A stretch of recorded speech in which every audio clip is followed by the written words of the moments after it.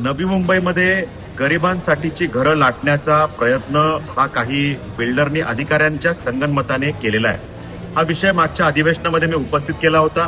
त्या विषयाचा सातत्याने पाठपुरावा मी करतोय आणि अधिवेशनात जे काही मला उत्तर मिळालं त्यानुसार उच्चस्तरीय समिती यात गठीत झाली होती. त्याची बैठक आज नगर विकासचे अतिरिक्त मुख्य सचिव असीम गुप्ता यांच्या उपस्थितीमध्ये संपन्न झाली आणि त्यामध्ये माझं जे काही मागणी आहे ती पुन्हा एकदा रेकॉर्डवर मी मांडली की ज्यामध्ये नवी मुंबईमध्ये 1 एकरपेक्षा जास्त जागेवर जर ही डेव्हलपमेंट झाली असेल तर 20% घरं ही गरिबांना ईडब्ल्यूएस अंतर्गत देणं बंधनकारक आहे.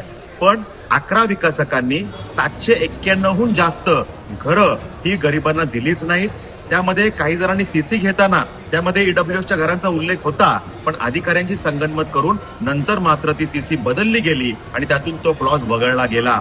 अशाच पद्धतीनं त्याच महापालिकेत 5 विकासकांकडनं 148 घरं याच महापालिकेने घेतली, ती गरिबांना दिली. पण त्याच ठिकाणी 11 विकासकांकडनं 791 घरं मात्र घेतली नाहीत.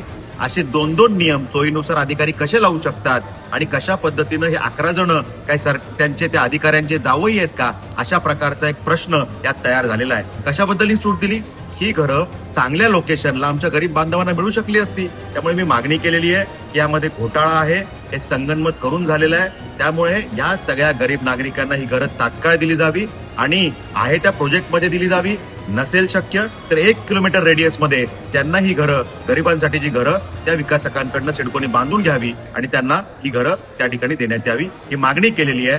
त्यामुळे या विषयाचा पाठपुरावा गरिबांना न्याय मिळेपर्यंत मी करणार आहे.